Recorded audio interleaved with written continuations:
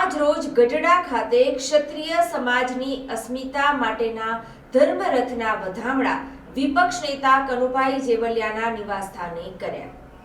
આજ રોજ ગઢડા ખાતે ક્ષત્રિય સમાજની અસ્મિતા માટે ધર્મરથ જે ગુજરાતના ગામે ગામ ફરી રહ્યો છે તે અંતર્ગત ગઢડા શહેર ખાતે ગઢડા નગરપાલિકાના પૂર્વ પ્રમુખ અને વિપક્ષ નેતા કનુભાઈ જેવલિયાના નિવાસસ્થાને ધર્મરથના વધામણા કરી આગળ ગયેલો, જેમાં ગઢડા શહેર સમસ્ત ક્ષત્રિય સમાજના આગેવાનો દ્વારા રાજપૂત સમાજ સંકલન સમિતિના અસ્મિતા ધર્મરથનું કાર અને બાઇક રેલી દ્વારા ઠેર ઠેર કુમકુમ તિલક અને પુષ્પથી સ્વાગત કરવામાં આવ્યું હતું।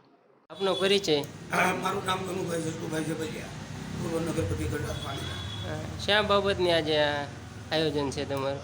આજે અલગ અલગ જગ્યાઓ ઉપર જે ધર્મરથ પસાર થઈ રહ્યો છે તો એ આજ ગઢડાના આંગણે પધારે છે અમારા નિવાસસ્થાને।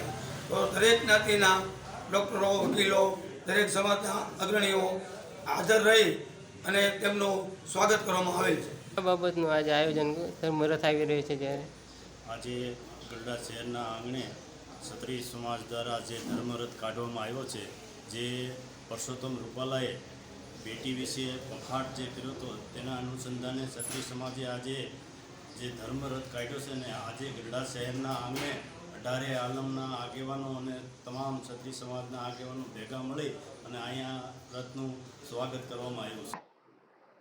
ગઢડા શહેર કાંઠે ક્ષત્રિય સમાજના આગેવાનો હિતેશભાઈ ખાચર, બાબુભાઈ માલા, એન.ટી. પટકીર, કિશોરભાઈ ખાચર, મહાવીરભાઈ ખાચર, અનિલભાઈ ખાચર, ભૂપતભાઈ જેબલિયા, દિલુભાઈ ગોહિલ, સુખદેવસિંહ ગોહિલ તેમજ ગઢડા શહેર અને તાલુકામાંથી તમામ સમાજના આગેવાનો, વકીલો, ડોક્ટરો અને શહેરીજનો વિશાળ સંખ્યામાં ઉપસ્થિત રહ્યા હતા।